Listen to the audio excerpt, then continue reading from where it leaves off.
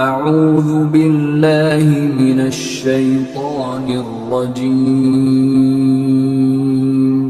بسم اللہ الرحمن الرحیم۔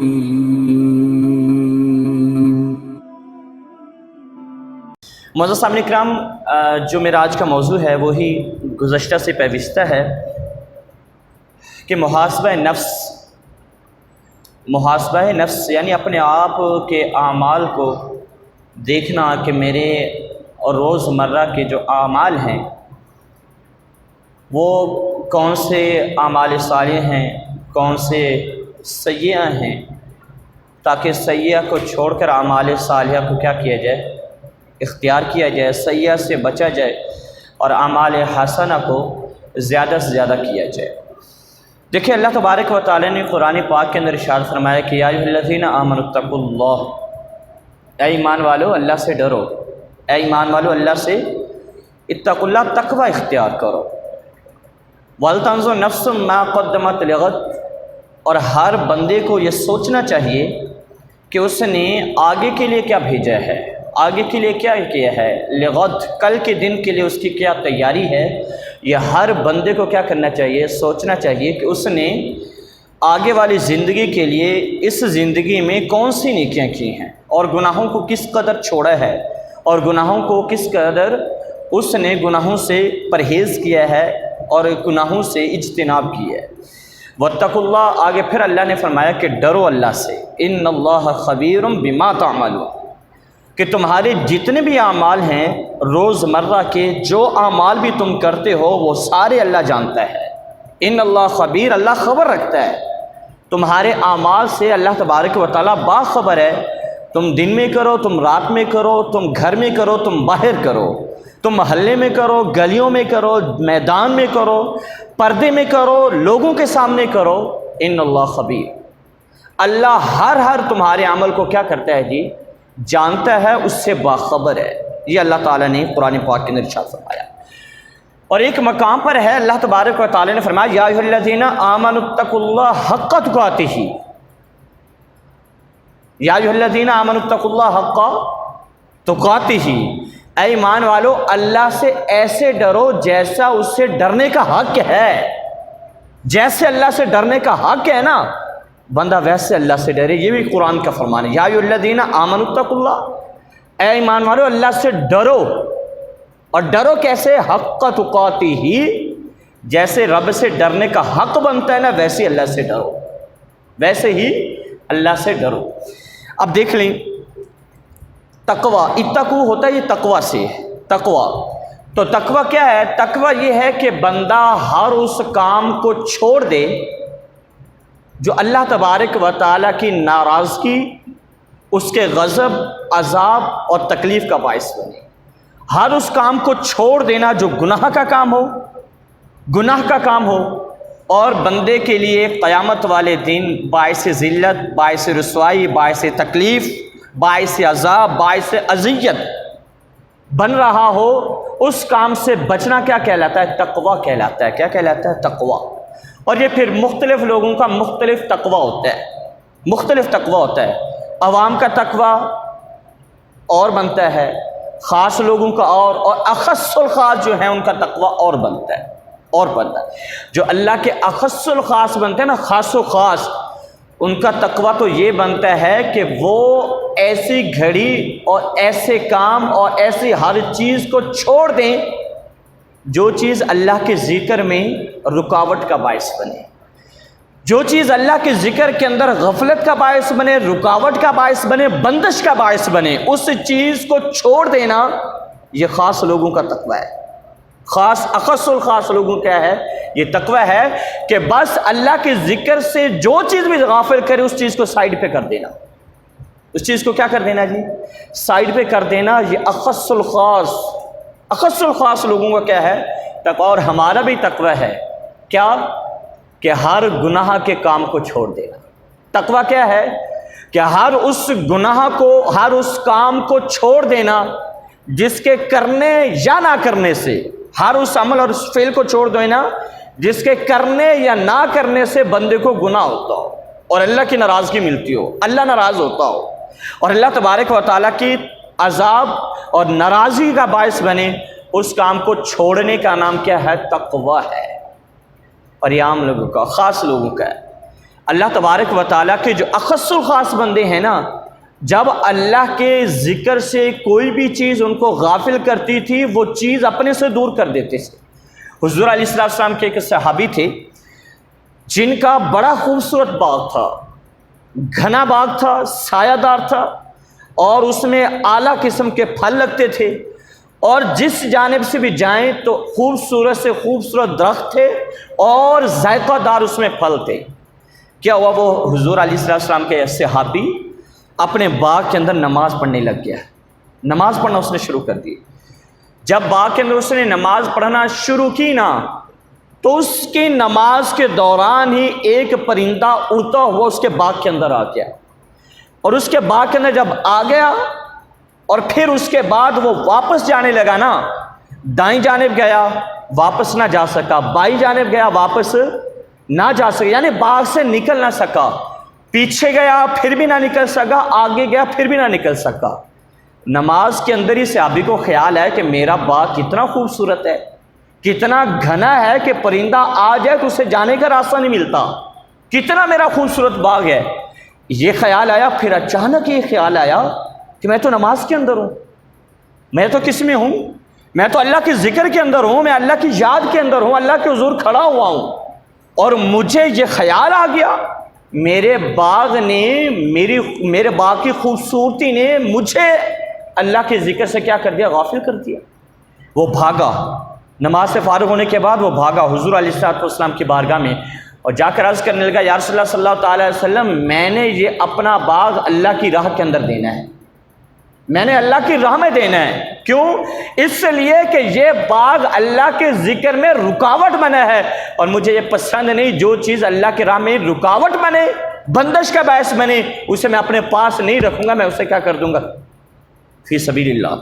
اس نے اپنا باغ اللہ کی راہ میں کیا کر دیا؟ وقف کر دیا، اللہ کی راہ میں خرچ کر دیا، کہ یہ باغ اللہ کے ذکر کے اندر رکاوٹ ہے اور اللہ تبارک و تعالیٰ کی یاد میں بندش کا باعث بن رہا ہے، لہذا میں اسے رکھوں گا نہیں۔ یہ تھا تقوی خاص لوگوں کا، اخص الخاص کا، کہ اللہ کی یاد میں جو بھی چیز غفلت کا باعث بنے اس چیز کو ترک کر دینا، اس کی چھوڑ دینا، اس سے کنارہ کرنا، اس سے اجتناب کرنا، پرہیز کرنا، یا خاص الخاص کا کیا ہے؟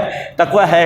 اللہ تبارک و تعالیٰ نے فرمایا، یا ایھا الذین آمنوا اتقوا اللہ، اللہ سے ڈرو، ولتنظر، اور دیکھو، غور و فکر کرو، سوچو، ہر بندہ یہ سوچے، ولتنظر نفس ما قدمت لغد، کہ اس نے کل کے لیے کیا تیاری کر کے رکھی ہے، اس نے کل کے لیے، آگے کے لیے کیا تیار کر کے رکھا ہے۔ اور ہمارے اسلاف اور ہمارے بزرگوں کا طریقہ کار یہی تھا کہ وہ اپنا حساب کرتے تھے، اپنا محاسبہ کرتے تھے، اور دن اور رات اپنے اعمال کو دیکھتے تھے کہ کون سے میرے اعمال اچھے ہیں، کون سے برے ہیں۔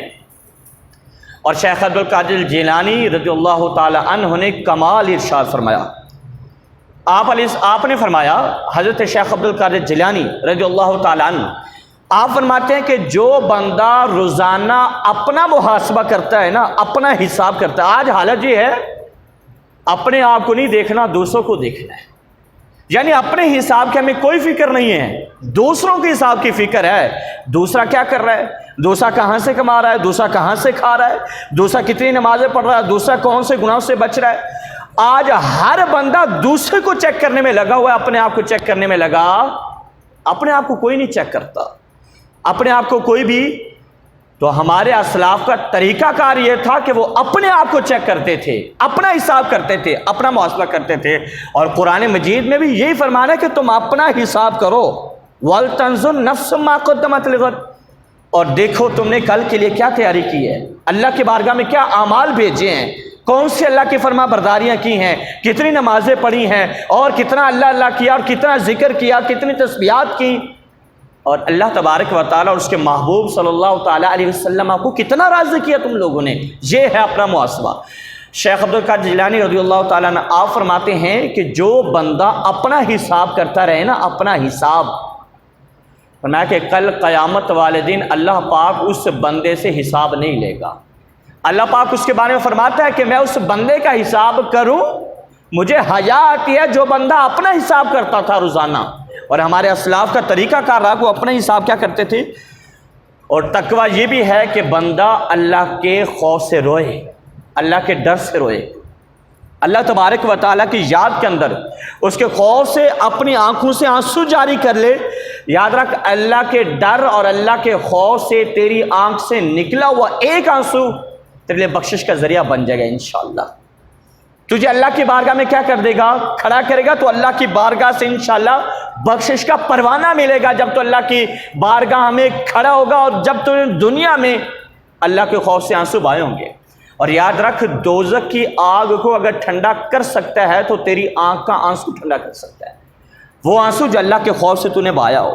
میرے کریم آقا علیہ السلام نے فرمایا، حضرت بلال حبشی رضی اللہ تعالیٰ عنہ، آپ نے فرمایا کہ اے بلال، دوزخ کی آگ کو اگر ٹھنڈا کر سکتا ہے تو اللہ کی یاد میں نکلا ہوا آنکھ سے جو تیرا آنسو ہے نا، وہ دوزخ کی آگ کو ٹھنڈا کر سکتا ہے. اور پھر جو تیری آنکھ سے آنسو نکلے گا تو وہ تیرے گناہوں کو ایسے ہی جھاڑ دے گا جیسے پتے نہیں جھڑتے. اور یہ حدیث پاک حضرت عبداللہ ابن عباس اور حضرت عباس بن عبد المطلب آپ دونوں سے مروی ہے. آپ نے فرمایا کہ جس بندے کا جسم کانپ اٹھا اللہ کے ڈر سے، اللہ کے خوف سے، جس بندے کا جسم کیا کانپ اٹھا اللہ کے ڈر سے اور اللہ کے خوف سے، فرمایا کہ اس بندے کی آنکھوں سے آنسو نکل آئے، اللہ کے ڈر اور اللہ کے خوف سے آنسو نکل آئے، جسم کانپ گیا. فرمایا کہ اس بندے کے گناہ ایسے جھڑ جاتے ہیں جیسے درخت سے پتے نہیں جھڑ جاتے. ایسے گناہ بندے کیا ہو جاتے ہیں؟ جھڑ جاتے ہیں. تو اللہ تبارک و تعالیٰ کی یاد میں رونا بھی بندے کے لیے کیا ہے؟ باعث برکت ہے، باعث برکت ہے اور باعث نجات ہے، اور گناہوں کی مغفرت کا ذریعہ ہے اور گناہوں کی بخشش کا ذریعہ ہے جو بندہ اللہ کی یاد میں روئے. قیامت والے دن اللہ کی بارگاہ میں ایک بندہ لایا جائے گا. ایک بندہ جب اسے لایا جائے گا نا، اللہ کے حضور کھڑا ہوگا، فرشتے پکڑ کر اس کو لائیں گے قیامت والے دن. ابھی حساب و کتاب کا وقت ہوگا، اعمال کا وقت ہوگا، اعمال تولے جائیں گے. اس کو بتایا جائے گا تو نے یہ گناہ کیا، تو نے اللہ کی یہ نافرمانی کی، تو نے اللہ تبارک و تعالیٰ کی اس حکم پر عمل نہیں کیا، تیرا یہ بھی گناہ ہے، تیرا یہ بھی گناہ ہے، تیرا وہ بھی گناہ ہے، تیرا وہ بھی گناہ ہے. سارے گناہ اس کو گنوائے جائیں گے. اب سارے گناہ جب اس کو گنائے جائیں گے نا تو وہ بندہ کیا کرے گا؟ وہ انکار کر دے گا. کیا کر دے گا؟ نہیں، میں نے یہ بھی گناہ نہیں کیا، میں نے یہ بھی گناہ نہیں کیا، میں نے اللہ کی یہ بھی نافرمانی نہیں کی، میں نے اللہ تبارک و تعالیٰ کی وہ بھی نافرمانی نہیں کی. وہ ایک ایک گناہ سے کیا کر دے گا؟ انکار کر دے گا. اسے بتایا جائے گا تو تو انکار کرتا ہے، لیکن ہمارے پاس گواہ موجود ہیں جنہوں نے تجھے دیکھا ہے، یہ گناہ کرتے بھی دیکھا ہے، وہ گناہ کرتے بھی دیکھا ہے، اور جب تو گناہ کرتا تھا ہمارے گواہ تیرے ساتھ ہوتے تھے. وہ بڑا پریشان ہوگا، ادھر دیکھے گا کوئی بھی نہیں ہے، ادھر دیکھے گا کوئی بھی نہیں ہے، آگے پیچھے کہے گا مولا گواہ تو کوئی نہیں ہے. اللہ پاک فرمائے گا ہاتھ، یہ جو تیرا ہاتھ ہے نا یہ تیرے خلاف گواہی دے گا. یہ جو تیرے پاؤں ہیں نا جن کے ساتھ تو چل کر گیا تھا، یہ تیرے پاؤں گواہی دیں گے. وہ بڑا پریشان ہوگا. تو کیا ہوگا؟ اليوم نختم على افواههم وتكلمنا ايديهم وتشهد ارجلهم بما كانوا يكسبون. بندے کے منہ کے اوپر کیا لگا دی جائے گی بھائی؟ زپ لگا دی، مہر لگا دی جائے گی، زبان بند کر دی جائے گی بندے کی. اليوم نختم على افواههم، منہ بند کر دیے جائیں گے بندے کے قیامت کے دن. زبان سے بول، اب کیا بولے گا؟ اب ہاتھ بولیں گے. اپنے ہاتھ اپنے خلاف گواہی دیں گے. بندہ کہے گا میں نے نہیں کیا، ہاتھ کیا کہے گا؟ تو نے یہ بھی کیا، تو نے یہ بھی کیا، تو نے یہ بھی کیا. ہاتھ جب گواہی دے لیں گے بندے کی آنکھیں بول اٹھیں گی. تو نے میرے ساتھ یہ بد نگاہی کی، تو نے میرے ساتھ یہ گناہ کا کام کیا، میرے ذریعے یہ گناہ کا کام کیا. ہاتھ بھی گواہی دے چکے، آنکھیں بھی گواہی دے چکی، پاؤں کی باری آ جائے گی. پورا جسم بندے کے خلاف کھڑا ہو جائے گا اللہ کی بارگاہ کے اندر. وہ کہے گا میں نے نہیں کیا، جسم سارا کہے گا تو نے یہ بھی کیا، تو نے یہ بھی کیا، تو نے یہ بھی کیا. پاؤں بھی کہیں گے، پاؤں کہیں گے کہ تو نے یہ گناہ بھی کیا، تو نے یہ بھی گناہ، تو چل کر وہاں گیا جہاں اللہ نے منع کیا تھا، تو وہاں چل کر گیا. اللہ پاک نے منع کیا تھا کہ اس جگہ پر نہیں جانا تو، لیکن چل کر گیا، میرے ذریعے چل کر گیا۔ اب بندہ پریشان کھڑا ہوگا، اب بولنے کا کوئی بھی راستہ نہیں بچے گا، کوئی موقع اور نہیں ملے گا، پھر کیا ہوگا؟ اللہ پاک فرشتوں کو فرمائے گا لو اس بندے کو پکڑو، جہنم کی طرف لے کے جاؤ۔ جب جہنم کی طرف لے کر جا رہے ہوں گے نا، تو اللہ کی بارگاہ میں اس کی پلک پر ایک آنسو آئے گا، اور اللہ کی بارگاہ میں عرض کرے گا مالک اگر تیری اجازت ہو تو میں بھی کچھ عرض کروں اس بندے کے لیے۔ اللہ پاک فرمائے گا تو فرما، کیا فرماتا ہے، تو بتا کیا بتانا چاہتا ہے۔ وہ اللہ کی بارگاہ میں عرض کرے گا مالک مانا یہ بندہ گنہگار ہے، اس کے پاؤں نے بھی گواہی دے دی، اس کے ہاتھوں نے بھی گواہی دے دی، اس کی آنکھوں نے بھی گواہی دے دی، اس کے پورے جسم نے اس بندے کے خلاف گواہی دے دی مالک، لیکن میں اس بندے کے حق میں گواہی دیتا ہوں کہ ایک رات یہ بندہ تیرے خوف سے رویا تھا اور میں نکل کر اس کی پلک کے اوپر آ گیا تھا، آنسو نکلا تھا، پلک کے اوپر آیا تھا۔ رب فرمائے گا کہ یہ میرے بندہ میرے خوف کی وجہ سے رویا تھا، میرے عذاب کی وجہ سے رویا تھا۔ وہ کہے گا مالک ہاں یہ تیرے عذاب اور تیرے خوف کی وجہ سے رویا تھا۔ اللہ پاک فرمائے گا فرشتوں پھر اس بندے کو جہنم سے نہیں، جہنم کی طرف نہیں بلکہ جنت کی طرف لے کر جاؤ۔ کیوں؟ کیونکہ اس کے پاس وہ آنسو ہے جو میری یاد کے اندر نکلا تھا، میرے خوف سے نکلا تھا۔ تو ایک خوف سے نکلا ہوا آنسو اللہ کی بارگاہ میں کیا ہو جاتا ہے؟ مقبول ہو جاتا ہے۔ تو اپنا محاسبہ کریں اللہ کی بارگاہ کے اندر کھڑے ہونے کے لیے، سوچیں کہ ہم نے اس دن کے لیے کیا تیاری کی ہے جب رب پوچھے گا کہ بندے بتا آج کے دن کیا لے کر آیا ہے، تجھے کون سے نیک اعمال کیے۔ یا ایھا الذین آمنوا اتقوا اللہ ولتنظر نفس، یہاں دنیا کے اندر کہہ دیا گیا کہ اپنا حساب کرو، اپنا حساب کرو، محاسبہ کرو تم لوگ، اور کل کے لیے سوچو تم نے کیا تیاری کر کے رکھی ہے، کل کے لیے سوچو تم نے کیا تیاری کر کے رکھی ہے۔ ایک صاحب نے غلام کو خریدا، اور غلام بھی کوئی بڑے کمال کے ہوتے ہیں، بڑے کمال کے۔ اللہ پاک نے جن کو نیکی کی ہدایت دی ہو، نیکی کا راستہ دیا ہو، اور اللہ کی عطا ہوتی ہے اللہ پاک جنہیں نیکی کی توفیق دے دے اور نیکی کی ہدایت دے دے۔ جو بندہ 5 وقت نماز پڑھتا ہے وہ یہ نہ سمجھے کہ میرا کمال ہے، اسے اللہ کا شکر ادا کرنا چاہیے کہ رب نے مجھے اپنے گھر آنے کی اجازت دے دی ہے، رب نے مجھے پسند کیا کہ میں اللہ کے گھر کے اندر آؤں، تیری کیا مجال ہے یار۔ ہمارے گھر میں کوئی بھی وہ بندہ داخل نہیں ہو سکتا جسے ہم پسند نہ کرتے ہوں، تو اللہ کی بارگاہ میں آ سکتا۔ اور بندہ جو نماز نہیں پڑھتا نا، وہ یہ نہ سوچے کہ میں نماز نہیں پڑھتا، وہ یہ سوچے کہ اللہ تبارک و تعالیٰ پسند ہی نہیں کرتا تو اس کے گھر کے اندر آئے۔ اللہ بننے تو تیری جرت کیا ہے کہ رب بلائے تو نہ آئے، اللہ بلائے تو نہ۔ اللہ پاک تو اتنا پاورفل ہے، اللہ پاک بندوں فرماتا ہے نیک عمل کر لو، اللہ پاک نہیں تو چھوٹی سی کوئی چیز بھیجتا ہے تو سارے نیکیوں میں لگ جاتی ہیں، پھر سارے عمل کرنا شروع کر دیتے ہیں۔ اللہ پاک بڑا پاورفل ہے۔ تو یہ بھی اللہ تبارک و تعالیٰ کی ہدایت ہوتی ہے، توفیق ہوتی ہے، اللہ کسی نیکی کی راہ دے دے، اللہ پاک 5 وقت کا نمازی بنا دے۔ لیکن ایک بات ہے، آپ جب اللہ سے مانگے گے نا نیکی، اللہ عطا ضرور کرے گا۔ اللہ ہم نے مانگا ہی نہیں ہے، ہم نے کبھی دعا دل سے مانگی نہیں ہے کہ مالک ہمیں 5 وقت کا نمازی بنا، مالک ہمیں نیکی کی راہ پر چلا۔ جب اللہ سے کوئی بندہ مانگے تو اللہ عطا نہ کرے، ہو ہی نہیں سکتا۔ اللہ پاک تو بندوں کو فرماتا ہے بندے مانگ تو کیا مانگتا ہے، مانگنا تیرا کام ہے، عطا کرنا ہمارا کام ہے۔ اور اللہ عز و جل کی ذات کے متعلق میں نے پہلے بھی بیان کیا کہ دنیا دار کا معاملہ یہ ہے، دنیا دار سے مانگو تب ناراض ہوتا ہے، اور اللہ سے نہ مانگو اللہ اس وقت ناراض ہوتا ہے، نہ مانگو تو ناراض ہوتا ہے۔ غلام کو خریدا، اور غلام نیک تھا، پرہیزگار تھا، رات کو خود بھی نہ سوتا، مالک کو بھی نہ سونے دیتا، خود بھی نہ سوتا، مالک کو بھی نہ سونے دیتا۔ مالک نے کہا بھائی کیا بات ہے، نہ خود سوتا ہے نہ مجھے سونے دیتا ہے۔ تو غلام نے کہا مجھے یہ بتاؤ کہ جب رات ہوتی ہے نا، رات ہوتی ہے، مجھے نیند اس لیے نہیں آتی، جب رات ہوتی ہے اندھیرا چھاتا ہے تو مجھے قبر کا اندھیرا یاد آتا ہے، میں کیا کروں؟ اندھیرا جب رات کا ہوتا ہے میں تمہارے پاس ہوتا ہوں، مجھے قبر کا اندھیرا یاد ہو جاتا ہے کہ میں سوچتا ہوں یہاں پر تو لوگ ہیں، اندھیرے میں قبر میں تو کوئی بھی ساتھ نہیں ہوگا، میں کیسے سو سکتا ہوں؟ اور پھر میں اللہ کے حضور کھڑے ہونے سے ڈرتا ہوں کہ میں جب کل اللہ کی بارگاہ میں کھڑا ہوں گا، رب مجھ سے پوچھے گا بندے کیا لے کر آئے، تو میں کیا جواب دوں گا، میں کیسے سو سکتا ہوں؟ پھر مجھے جنت کی یاد آتی ہے، جنت کی یہ نعمت بھی یاد آتی ہے مجھے، جنت کی وہ، مجھے جنت کا شوق پیدا ہوتا ہے اور جنت میں جانے کا جی چاہتا ہے۔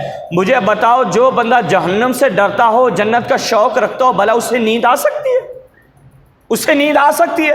کہہ رہا میں تو اس لیے نہیں سو پاتا کہ مجھے قبر بھی یاد آتی ہے، مجھے اللہ کے سامنے کھڑا ہونا بھی یاد آتا ہے، اور اللہ مجھ سے سوال کرے گا کیا لے کر آئے وہ بھی یاد آتا ہے، مجھے جنت کی نعمتیں بھی یاد آتی ہیں۔ بتاؤ جس کو اتنا کچھ یاد آتا ہو بھلا اسے نیند آ سکتی ہے؟ مالک بڑا پریشان ہوا، کہنا کہ تیرے جیسے بندے کو میں غلام کیسے رکھوں جو اللہ سے اتنا ڈرنے والا ہو؟ جا، آج سے تو آزاد ہے، اللہ کو راضی کر، جا کر اللہ کی بارگاہ میں کھڑا ہو جا، اللہ کو کیا کر۔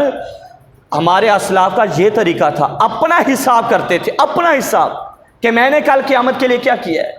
سیدنا عمر فاروق رضی اللہ تعالیٰ عنہ کے بارے میں آپ نے سنا تھا نا، عمر فاروق نے رجسٹر باقاعدہ رکھا ہوا تھا اور نوٹ کرتے تھے میں نے یہ نیکی کی، میں نے یہ نیکی کی، میں نے یہ نیکی کی، ہر جمعہ میں اس کو چیک کرتے تھے۔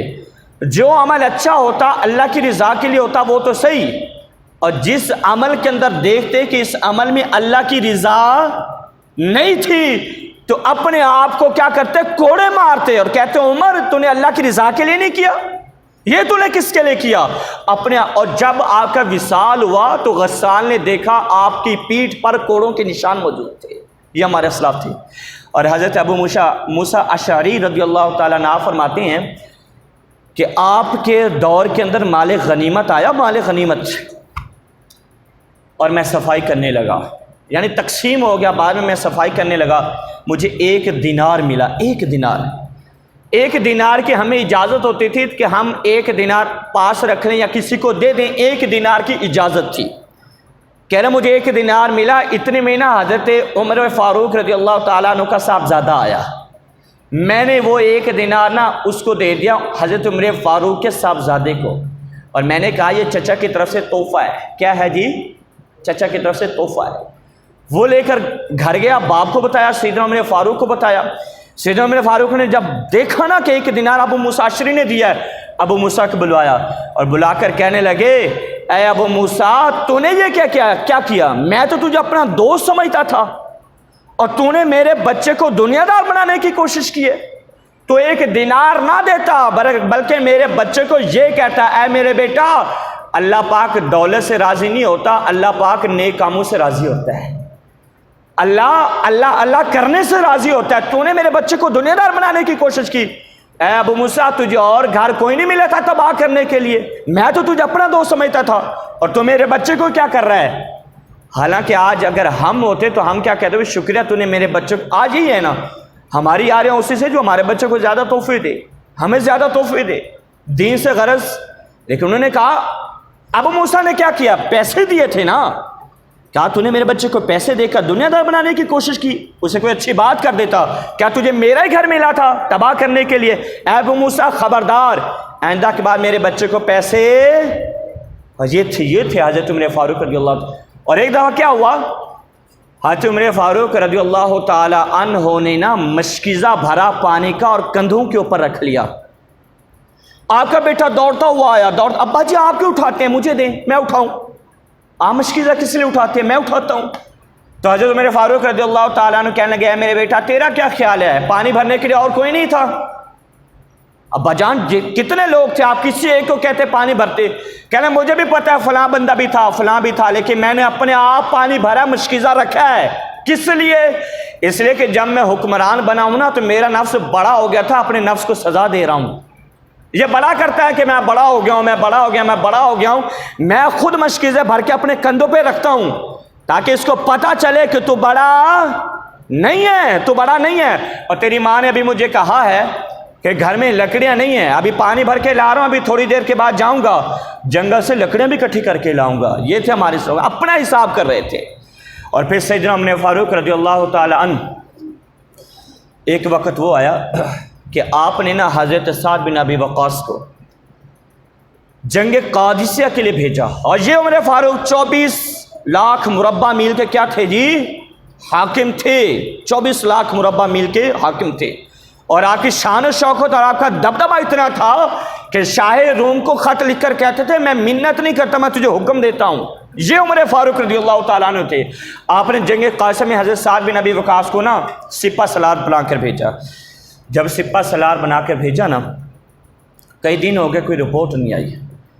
آپ اس راستے کے اوپر بیٹھ جاتے جو راستہ قادسیہ کی طرف جاتا تھا، اس راستے کے اوپر بیٹھ جاتے، اور کوئی بندہ بھی آتا نا، کوئی بندہ اس سے پوچھتے بھی جنگ کا کیا بنا، جنگ کا کیا بنا، جنگ کا، بڑے پریشان تھے، بہت زیادہ پریشان تھے کہ رپورٹ کوئی آ نہیں رہی۔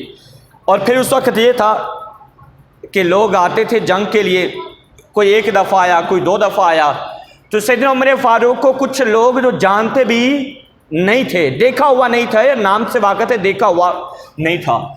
سیدنا عمر فاروق رضی اللہ تعالیٰ راستے کے اوپر بیٹھتے تو اللہ تعالیٰ نے جنگ میں مسلمانوں کو فتح عطا کر دی۔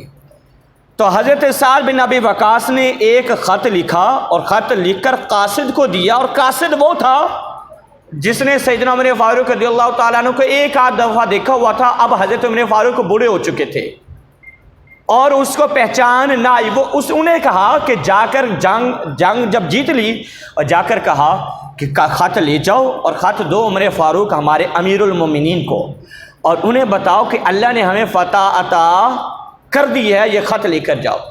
اب اسے پہچان نہ آئی، وہ آیا اور سیدنا عمر فاروق اسی راستے کے اوپر بیٹھے ہوئے تھے جو راستہ قادسیہ کی طرف جاتا تھا۔ جب گھوڑا قریب آیا نا تو سیدنا عمر فاروق کھڑے ہو گئے، اور جب کھڑے ہوئے اس نے گھوڑا روک لیا۔ آپ نے پوچھا بھائی قادسیہ سے آ رہے ہو؟ اب اس نے پہچانا نہیں، کہنے لگے آپ مدینے کے رہنے والے ہیں؟ عمر فاروق ہاں میں مدینے کا رہنے والا ہوں۔ اس نے کہا جی اللہ تعالیٰ نے جنگ میں فتح عطا کر دی، بس اتنی بات کی۔ اس نے نہیں پتا یہ امیر المومنین ہے۔ اس نے گھوڑے کو ایڑی لگائی، خط کس کے لیے لے کے جا رہا ہے؟ عمر فاروق کے لیے۔ عمر فاروق کہاں ہیں؟ اس کے پاس ہی کھڑے ہوئے ہیں۔ اس نے ایڑی لگائی اور گھوڑا دوڑا دیا۔ اب عمر فاروق ساتھ ہی دوڑ رہے ہیں گھوڑے کے ساتھ ساتھ، اور دوڑتے دوڑتے پوچھو یار بتا تو صحیح حضرت اسامہ بن زید ٹھیک ہے؟ ان کا ہاں وہ بھی اللہ کے فضل سے ٹھیک ہے۔ خالد بن ولید ٹھیک ہے؟ اب وہ گھوڑا تیز دوڑا رہا ہے، عمر فاروق گھوڑے کے ساتھ ساتھ دوڑ رہے ہیں، اور دوڑتے دوڑتے جب مدینہ کی سرحد آ گئی نا تو مدینہ کے لوگوں نے دیکھا کہ ہمارے امیر المومنین تو گھوڑے کے ساتھ دوڑ رہے ہیں، کہنا امیر المومنین آپ کیوں دوڑ رہے ہیں؟ اس بندے کو پتہ چلا گھوڑا جو دوڑا رہا تھا یہ تو امیر المومنین ہے، عمر فاروق ہیں۔ وہ فٹافٹ نیچے آیا اور قدموں سے لگ کر کہنے لگا آپ نے بتایا ہی نہیں، آپ نے بتایا ہی نہیں کہ آپ عمر ہیں۔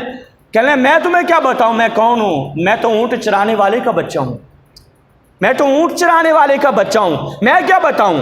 آپ نے بتایا ہی نہیں کہ آپ امیر، میں کیا بتاؤں؟ کہنا وہ کیا بتائے کہ جس نے کل اللہ کی بارگاہ میں کھڑے ہو کر اپنے گناہوں کا حساب و کتاب دینا ہے، میں کیا بتاؤں؟ اور میں کیا بتاؤں کہ جو خود تو مدینہ کے اندر بیٹھ گیا بزدل بن کے اور سعد بن ابی وقاص کو جنگ کا سپہ سالار بھی دیا، میں آپ کو کیا بتاؤں؟ یہ سیدنا عمر فاروق رضی اللہ تعالیٰ عنہ تھے، اور کہنے لگے کہ اللہ تبارک و تعالیٰ نے جنگ کے اندر فتح عطا کر دی، نصرت عطا کر دی ہے۔ پھر وہ بھی وقت آیا، حضرت حذیفہ بن یمان تھے، حذیفہ بن یمان حضور کے صحابی، اور یہ وہ حضور کے صحابی تھے جس کے ساتھ میرے آقا راز کی باتیں کرتے تھے، راز کی باتیں، اور راز کی باتیں کرتے تھے نا تو صحابہ کہتے ہیں کہ جس بندے کا جنازہ حضرت حذیفہ پڑھتے نا ہم اس کا جنازہ پڑھ لیتے، اور جو بندہ مشکوک ہوتا ہم دیکھتے کہ اس کا جنازہ اگر حذیفہ پڑھے گا تو ہم بھی پڑھ لیں گے۔ کیوں؟ کہ میرے آقا نے لسٹ بنا کر منافقوں کی حضرت حذیفہ کے سپرد کر دی تھی۔ حذیفہ جانتے تھے کون مومن ہے کون منافق ہے، کہہ لے حذیفہ بن یمان جس کا جنازہ پڑھتے ہم اس کا جنازہ پڑھ لیتے، جس کا نہیں پڑھتے ہم، کیونکہ حذیفہ جانتے تھے کہ یہ بندہ منافق ہے، یہ بندہ منافق نہیں ہے۔ ایک دن کیا ہوا، رات کا ٹائم ہے، رات کا ٹائم، سیدنا عمر فاروق نے نا دروازہ بجایا۔ حضرت حذیفہ کہتے ہیں میں بے فکر سویا ہوا تھا، بے فکر، کوئی فکر نہیں ہے، رات کے آدھی رات کو دروازہ بجا، میں نے کہا اس وقت کون آ گیا، آدھی رات کون آ گیا؟ حذیفہ بن یمان کہتے ہیں کہ بہرحال میں نے دروازہ کھولا تو سامنے امیر المومنین کھڑے ہوئے، سیدنا عمر فاروق رضی اللہ تعالیٰ عنہ کھڑے۔ میں نے کہا حضور آپ کیوں آئے؟ مجھے کہتے میں آ جاتا، میں آپ کی بارگاہ میں حاضر ہو جاتا، آپ یہاں پر آئے، امیر المومنین ہیں آپ کیوں آئے؟ میں آ جاتا۔ کہنے لگے حذیفہ میں اس وقت امیر بن کے نہیں آیا، تیرا ویر بن کے آیا ہوں، اس وقت تیرا ویر بن کے امیر بن کے نہیں آیا. کہنا حضور کیا بات ہے؟ کہنا میں اپنے گھر کے اندر بھی لے کر آیا, چارپائی بھی بٹھایا. چارپائی کے بٹھانے کے بعد میں نے کہا میں غریب ہوں, حذیفہ بن یمان میں غریب ہوں, میں آپ کے کیا کام آ سکتا ہوں؟ کہنے لے حذیفہ اصل میں بات یہ ہے کہ 62 سال زندگی کے گزر گئے. کتنے گزر گئے؟ 63واں سال چل رہا ہے, داڑھی بھی سفید ہو گئی ہے, سر کے بال بھی. مجھے لگتا ہے کہ اب میرا وقت آخر آن پہنچا ہے. حذیفہ بن یمان کہتے ہیں امیر المومنین پہیلیاں نہ بجھائیں, جو بات ہے وہ بتائیں نا, آپ اس طرح کی باتیں کیوں کر رہے ہیں, بتائیں کیا بات ہے. کہنے لگے میں عشاء کی نماز پڑھ کے باہر نکلا, صحابہ کہہ رہے تھے میں نیک ہوں. میں کیا ہوں؟ حذیفہ تو جانتا ہے میں نے کبھی جھوٹ نہیں بولا. حذیفہ تو جانتا ہے میں نے کبھی وعدہ خلافی نہیں کی. حذیفہ تو جانتا ہے میں نے کبھی ناانصافی نہیں کی. حذیفہ تو جانتا ہے کہ میں نے اپنے آقا کی شریعت کو قائم رکھنے کی کوشش کی. حذیفہ تو جانتا ہے میں نے نظام مصطفیٰ کے لیے کوششیں کی. حذیفہ تو جانتا ہے میرا ہر کام اللہ کے لیے تھا. حذیفہ تو جانتا ہے میں نے اپنے آقا کے لیے ہر کام کیا تھا. حذیفہ کہتے ہیں میں جانتا ہوں, آپ بتائیں اسی بات کیا ہے. کہنا میں گھر سے میں مسجد سے نکلا, صحابہ کہہ رہے تھے میں نیک ہوں. میں نے اپنے بچوں کی اماں سے پوچھا, وہ بھی کہہ رہے تھے میں نیک ہوں. حذیفہ سارے مجھے نیک کہہ رہے تھے, مجھے تو بتا تجھے آقا نے نا منافقوں کی لسٹ دی تھی, کہ میرا نام منافقوں کے اندر تو نہیں ہے, کہ میرا نام منافقوں کے اندر تو نہیں ہے. حذیفہ تو صحیح بتائے گا, مجھے بتا کہ یہ ساری باتیں اوپر سے تو نہیں ہے کہ میں نیک ہوں, یہ ساری باتیں غلط تو نہیں ہے کہ میں نیک ہوں. تو بتا, تو صحیح بتائے گا, میرے آقا نے تجھے منافقوں کی لسٹ دی تھی, بتا اس لسٹ میں کہیں عمر کا نام تو نہیں ہے. حذیفہ کہہ رہے ہیں میں اتنا اپنے والد کے وصال پر نہیں رویا جتنا عمر فاروق کے سوال پر رویا تھا. میں نے کہا نہیں حضور, آپ کے بارے میں آقا نے یہ نہیں فرمایا, بس آقا نے تو مجھے یہ فرمایا کہ کوئی شخص جبریل کی عمر بھی لے کر آئے اور حضرت عمر کی شان بیان کرے, وہ شان نہیں بیان کر سکتا. میں نے تو یہ سنا ہے کہ میرے آقا نے فرمایا کہ عمر وہ ہے کہ اگر میرے بعد کسی نے نبی بن کے آنا ہوتا تو عمر نبی بن کے آتے. آقا سے میں نے یہ سنا ہے, میرے آقا فرماتے ہیں کہ عمر جس راستے سے گزرتا ہے شیطان بھی اپنا راستہ بدل لیتا ہے. آقا نے آپ کے بارے میں ایسا کچھ نہیں فرمایا, آپ پریشان نہ ہو. سیدنا عمر فاروق رضی اللہ تعالیٰ عنہ یہ تھے, اپنا حساب کرتے تھے. اور آج حالت یہ ہے کہ ہم دوسروں کا حساب کرتے ہیں, اپنا حساب بھی کر کے دیکھیں. تھوڑا سا اپنے اندر جھانک کر دیکھیں گے تو یقین جانیں کہ ہمیں اپنے سے برا کوئی نظر نہیں آئے گا. جیسے بزرگ نے کیا کہا تھا, بزرگ کہہ رہا ہے کہ میں نے کوشش کی کہ بروں کو تلاش کروں, میں نے کوشش کی کہ بروں کو تلاش کروں, برا مجھے کوئی بھی نہیں ملا. جیسے پنجابی میں کہ برے بندے نو میں لبن ٹریا, برے بندے نو میں لبن ٹریا تے جگتے ملیا نہ کوئی, جگتے ملیا نہ کوئی, اپنے اندر چاتی پائی میتھو برا نہ کوئی. اپنے اندر جھانک کر دیکھیں, اپنا گریبان کھولیں, پھر نظر آئے گا کہ ہم سے زیادہ برا نہیں ہے. اللہ کا فرمایا یا ایھا الذین آمنوا اتقوا اللہ ولتنظر, اے ایمان والو ڈرو اور دیکھو کہ تم نے کل کے لیے کیا تیار کر رکھا ہے. نظر کرو کہ تمہاری تیاری کیا ہے, نظر کرو کہ تم نے قبر کے لیے کیا تیار کر رکھا. ولتنظر نفس ما قدمت لغد واتقوا اللہ ان اللہ خبیر بما تعملون. یاد رکھو کہ اللہ تعالیٰ تمہارے ایک ایک عمل کو کیا کرتا ہے جی, جانتا ہے, اس سے باخبر ہے. اللہ پاک ہم سب کو عمل کی توفیق نصیب فرمائے. آمین. واخر دعوانا الحمدللہ.